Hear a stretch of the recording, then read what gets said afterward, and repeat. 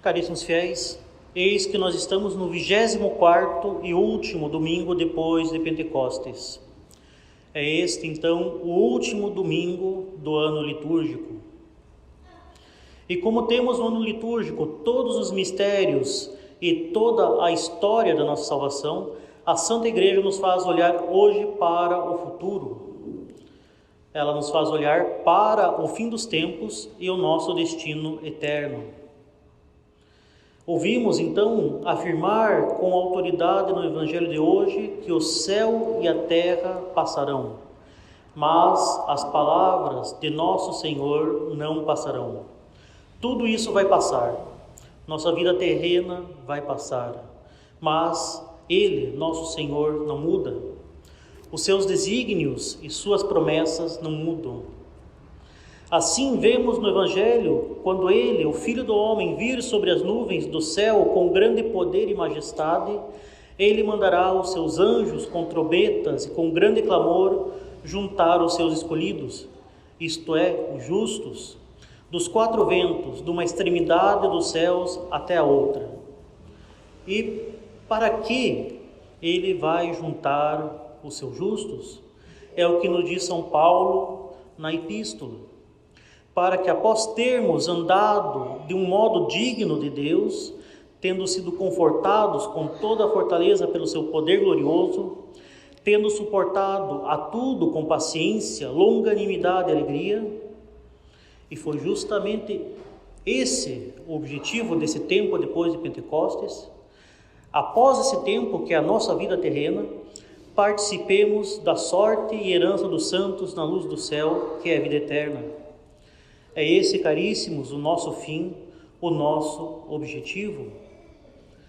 Conhecer, amar e servir a Deus nessa vida para gozar com Ele da bem-aventurança eterna no céu.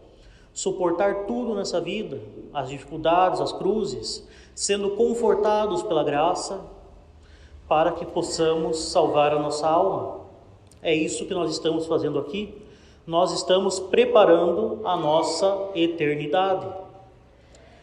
Dessa forma, caríssimos, assim como todo esse longo tempo dos vários domingos em verde, que culminaram nesse derradeiro domingo do juízo universal, que nos leva a pensar na vida eterna, da mesma forma também todos os nossos atos, toda a nossa vida deve se dirigir à vida eterna, estando sempre atentos à nossa prestação de contas diante do Senhor, o nosso juízo particular, que pode nos surpreender a qualquer momento com a nossa morte e que definirá se alcançaremos o nosso fim ou o perderemos por toda a eternidade.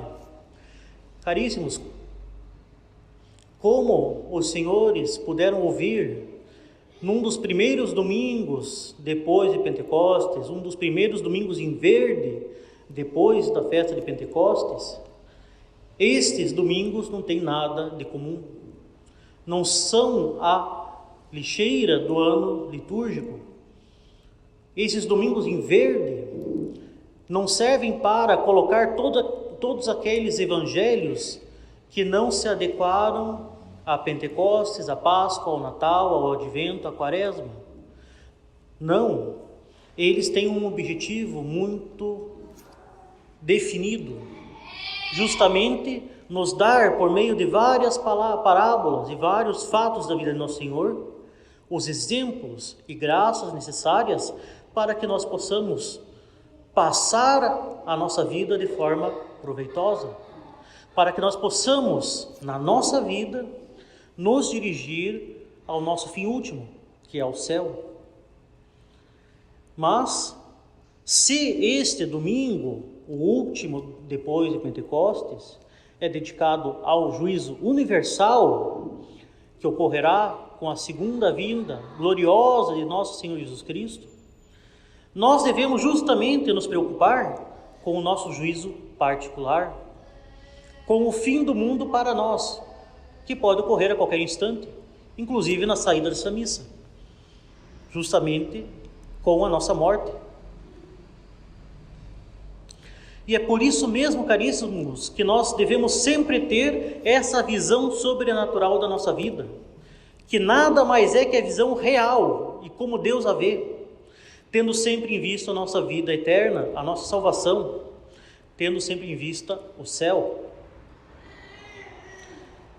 Caríssimos, nós podemos, e isso acontece com frequência, perder muito facilmente essa visão sobrenatural. Afinal, nós vemos aquilo que é sensível.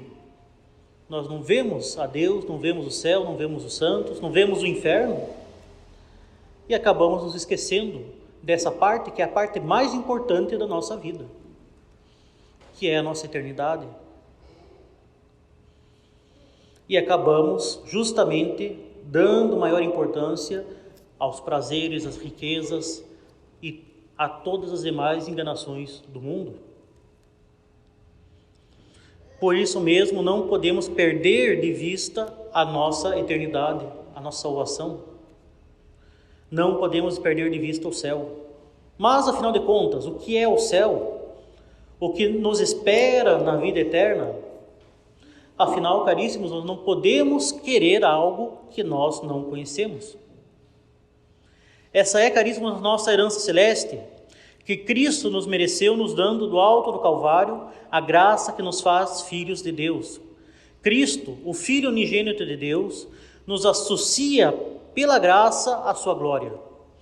E vivendo essa vida como filhos de Deus, carregando a nossa cruz e seguindo a Cristo, tudo suportando com paciência, longanimidade e alegria, nós teremos a glória eterna com Cristo. É para isso que Ele veio ao mundo, justamente para nos dar a vida eterna. Nós já temos a vida eterna nesse mundo pela graça, mas é essa somente uma aurora, uma fraca prefiguração do que será o céu, um verdadeiro meio-dia sem poente. Por isso mesmo, a contemplação do céu nos deve dar uma noção mais acurada do que é a vida da graça nas nossas almas hoje, agora. Caríssimos, nossa bem-aventurança eterna, o céu, consistirá na visão de Deus face a face, no amor imutável e na alegria perfeita. Nós veremos a Deus, amaremos a Deus, gozaremos a Deus, participaremos inteiramente da própria vida de Deus. E daí a bem-aventurança da nossa alma, que será também a do nosso corpo, após a ressurreição dos mortos. No céu nós veremos a Deus como Ele se vê, com a nossa alma sendo confirmada pela luz da glória, que é a própria graça, desabrochando plenamente no céu. Nós veremos a Deus com todas as suas perfeições, contemplando a sua vida íntima e divina, e assim entraremos, como diz São João, em sociedade com a santa e bem-aventurada Trindade, Pai, Filho e Espírito Santo. Caríssimos, nós contemplaremos a plenitude do ser, a plenitude de toda a verdade, de toda a santidade, de toda a beleza, de toda a bondade. Contemplaremos e contemplaremos para todo sempre a humanidade do Verbo encarnado. Veremos nosso Senhor e Salvador Jesus Cristo, que derramou todo o seu sangue por cada um de nós, e em quem o Pai pôs todas as suas complacências, e que quis se fazer o nosso irmão. Nós contemplaremos os seus traços gloriosos e cantaremos as suas glórias. Caríssimos, nós enfim veremos nossa Mãe Santíssima, o coro dos anjos, toda a multidão sem conta de santos ao redor do trono de Deus. São Tomás de Aquino nos ensina que essa visão sem véu, sem trevas, sem intermediário é nossa herança e o fim da nossa filiação divina pela graça. São Tomás diz que a adoção como filhos de Deus se faz pela conformidade de semelhança a nosso Senhor, que é Filho de Deus pela sua natureza. Na nossa vida terrena isso ocorre de forma imperfeita, pela graça.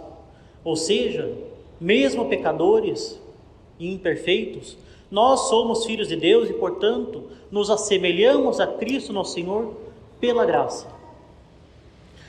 No céu isso ocorrerá de forma perfeita, por meio da glória. Assim, nossa semelhança divina não está completa nessa vida, mas no céu ela atingirá a sua perfeição. Nesse mundo, nós devemos trabalhar numa claridade obscura da fé, para nos assemelharmos cada vez mais a Deus, pela imitação de nosso Senhor Jesus Cristo, e assim destruindo o velho homem e deixando desabrochar o novo homem. E assim, nessa vida, nós devemos nos renovar e nos aperfeiçoar sem cessar, a fim de, pela graça e pela imitação de Cristo, nos aproximarmos sempre cada vez mais da santidade divina. E somente no céu, nossa semelhança à perfeição de Deus será completa e nós nos veremos realmente, enfim, como filhos de Deus. E assim, nós temos isso. Nessa vida, pela graça, lutamos constantemente contra o pecado e contra as tentações, para, por meio da imitação de Cristo, nos assemelharmos cada vez mais à perfeição de Deus. E é isso que é a santidade. A santidade nada mais é do que reproduzir em nós, pela graça e pela imitação de Cristo, as perfeições que são possuídas plenamente, tão somente por Deus. É isso que nós estamos fazendo aqui, nos tornando cada vez mais santos pela graça e pelo nosso próprio esforço em imitar a Cristo. E assim nós somos, de forma imperfeita, semelhantes a Cristo, de forma que no céu nós teremos pela glória verdadeiramente a condição de filhos de Deus, de forma plena e perfeita. Aqui na terra nós vemos essa realidade de forma imperfeita, pela fé. No céu nós veremos Deus face a face, sem intermediários, sem trevas, e teremos a visão de todas as perfeições divinas que nós não podemos contemplar nessa vida. E, sobretudo, seremos plenamente saciados pela perfeita bem-aventurança celeste. Mas aí vocês podem me perguntar: nós vamos ver Deus por toda a eternidade. Isso não vai ser chato? Acaso não estaremos no céu diante de uma ultra mega TV, sentados por toda a eternidade, assistindo a Deus? Vocês podem achar esse questionamento um tanto quanto estranho, mas vejam bem, ele não é um questionamento sem sentido. Afinal, nós não temos como imaginar com os nossos olhos carnais, com a nossa inteligência, nessa vida, o que vai ser essa bem-aventurança eterna. E a descrição parece isso.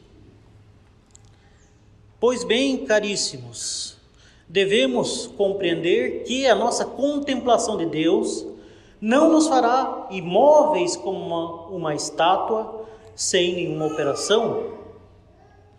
Esta contemplação de Deus não é uma mera assistência passiva, como seria assistir um filme nessa vida. A contemplação de Deus não aniquila a nossa natureza e não aniquila nossas atividades.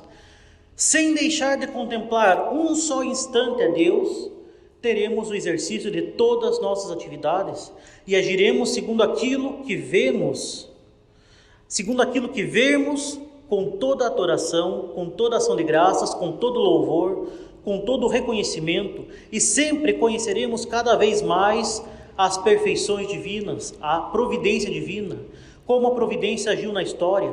Conheceremos a perfeição dos santos, dos anjos, conheceremos as perfeições da Santíssima Virgem, daqueles que nós conhecemos aqui na terra e se salvaram, dos nossos entes queridos que estarão conosco no céu. Com eles nos comunicaremos, com eles louvaremos a Deus. Nós nos comunicaremos com santos, com o nosso santo patrono, com nossos santos de devoção, com a Santíssima Virgem, com os santos anjos. Conheceremos sempre cada vez mais como Deus agiu na nossa vida, como o nosso anjo da guarda agiu na nossa vida, como os santos intercederam por nós. Conheceremos cada vez mais os desígnios misteriosos de Deus que guiaram a história. E assim, caríssimos, sem em nenhum momento perder a contemplação e a adoração que nós teremos a Deus. E assim, caríssimos, vocês podem muito bem ver que não haverá tédio na vida eterna. Não podemos imaginar como será, pois estamos neste vale de lágrimas. Mas somente uma descrição dessas deve nos animar a obter este grande prêmio, que será a saciedade de todas as nossas sedes, de todos os nossos desejos, de todas as nossas angústias. A felicidade eterna no céu é um sumo e maior bem que nós podemos ter. E não será um bem tedioso, muito pelo contrário. Afinal, caríssimos, veremos sim a Deus. Mas acaso isso é tudo? Muito pelo contrário, caríssimos. Isso não é tudo e tem mais. Pelo conhecimento dado pela visão da eterna verdade, a nossa vontade será movida pela eterna bondade. E assim amaremos a Deus. Amaremos não com um amor fraco, dividido, vacilante e angustiante como nós amamos hoje na nossa vida. Mas nós amaremos com um amor forte, puro, perfeito e eterno. Um amor sem fim que se manifestará por atos de adoração e de ação de graças. Afinal, caríssimos, o que é o amor, o que é amar? Hoje em dia, esta palavra, este conceito está extremamente deturpado. Amor hoje em dia é tão somente algo romântico, algo sentimental, algo que ou é carnal demais ou é sentimental demais. Amor não é isso. Amor é reconhecer na coisa amada o nosso bem e querer o bem da coisa amada e se dirigir a ela. São Tomás deixa bem claro, o amor é um movimento por meio do qual nós vemos na coisa amada um bem para nós e queremos o bem daquela coisa amada. Os cônjuges, pelo matrimônio, veem um no outro o seu próprio bem de tal forma que quer o bem do outro, que está disposto a se sacrificar pelo outro. É isso que é o amor. E o amor nos consola, tanto que o amor nos leva ao sacrifício. E a consolação desse amor por Deus na nossa vida, nesse vale de lágrimas, está par a par com a dor, a penitência, por nós não conseguirmos amá-lo como ele merece ser amado. Agora isso não haverá no céu. No céu nós amaremos ele como um amor sem fim, com uma adoração e ação de graças sem fim, que nos dará ao mesmo tempo toda a paz e toda a alegria que nós pedimos e desejamos já nessa vida. Enfim, caríssimos, nós gozaremos a Deus. Ele nos saciará plenamente. Nós vemos no Evangelho que nosso Senhor compara o reino dos céus a um banquete que Deus preparou para fazer honra a seu Filho. Ele se cingirá, nós lemos, e nos servirá depois de nos ter feito sentar à mesa. E a comparação, caríssimos, é evidente. A vida eterna será boa como é uma boa refeição, e saciará como sacia uma boa refeição. E quem dará essa refeição é o próprio Deus, diretamente, sem intermediário de servos. O próprio Deus será a nossa alegria. Afinal, Deus disse no Gênesis: eu mesmo serei a tua recompensa.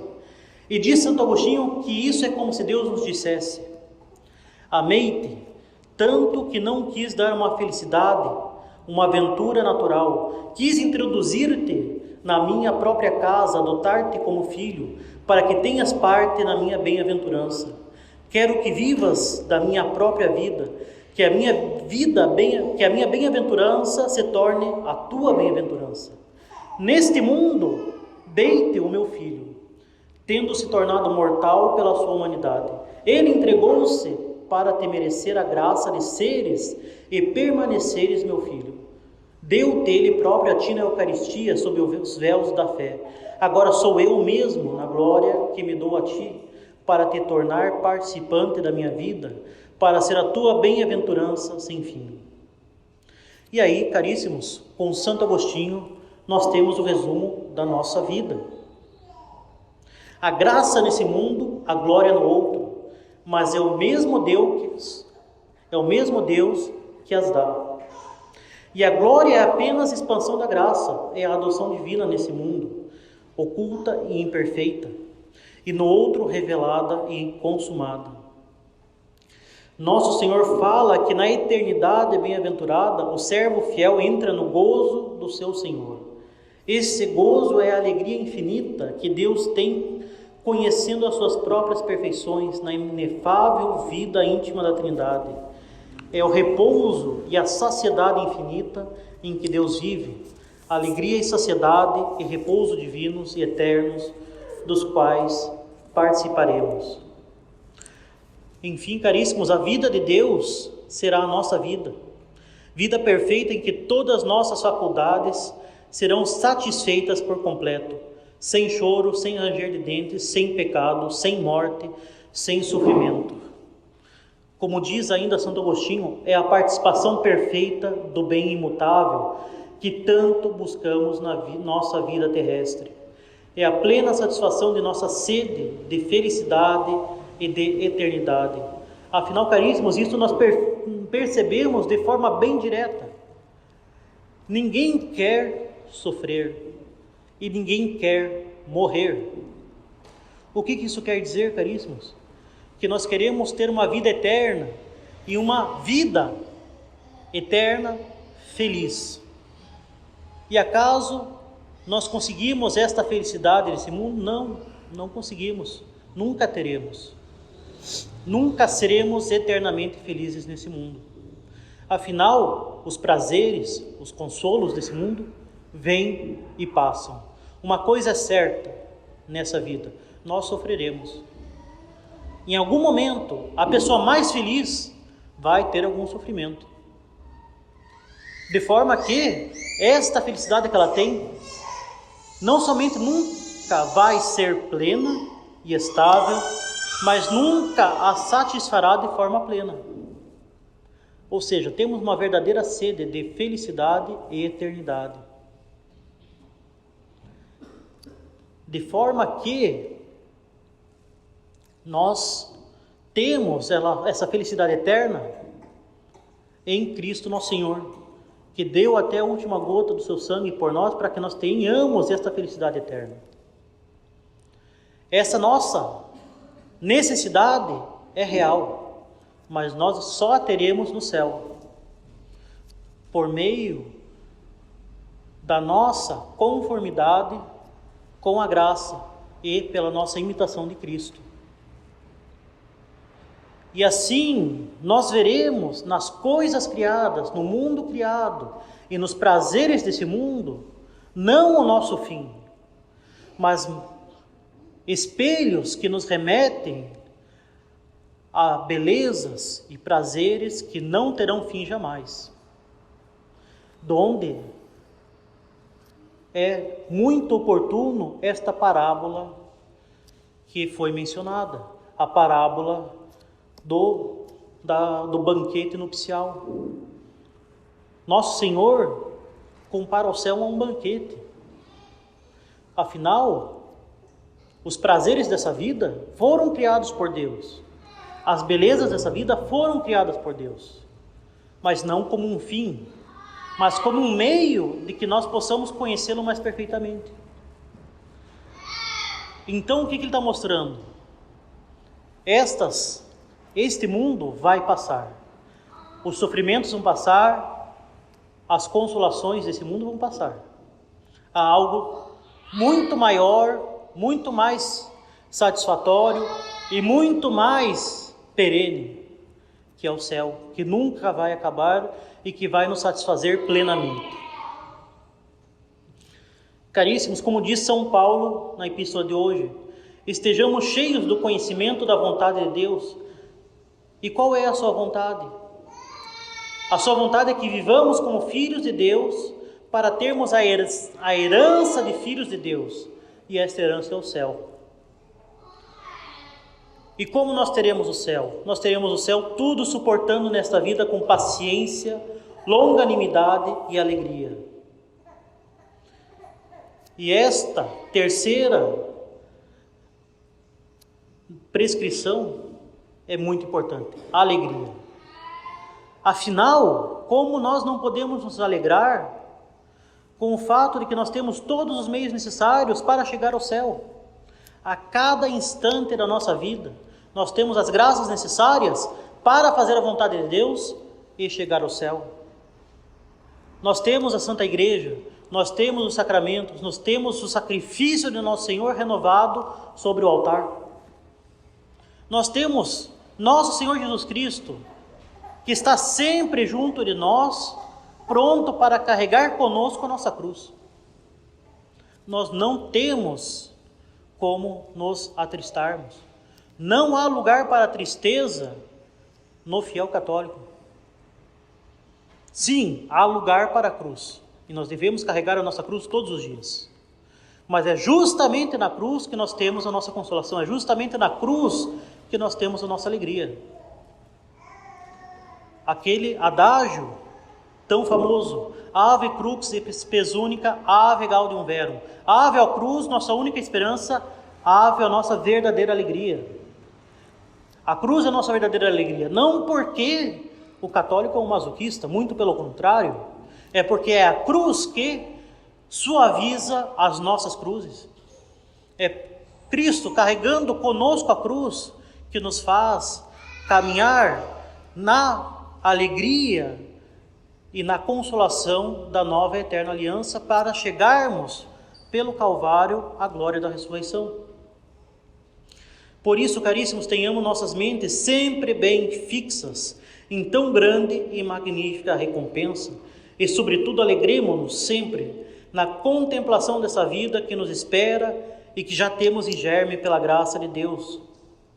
Caríssimos, aquele que não enxerga o seu fim não consegue caminhar em direção a ele.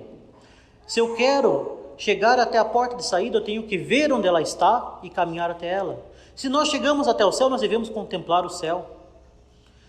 E para contemplar o céu, devemos contemplar a Cristo, que é o nosso caminho, o caminho que nós devemos chegar. Ele nos dá a vida, Ele nos dá a verdade, Ele nos dá o caminho. Ele é o próprio caminho, verdade e vida.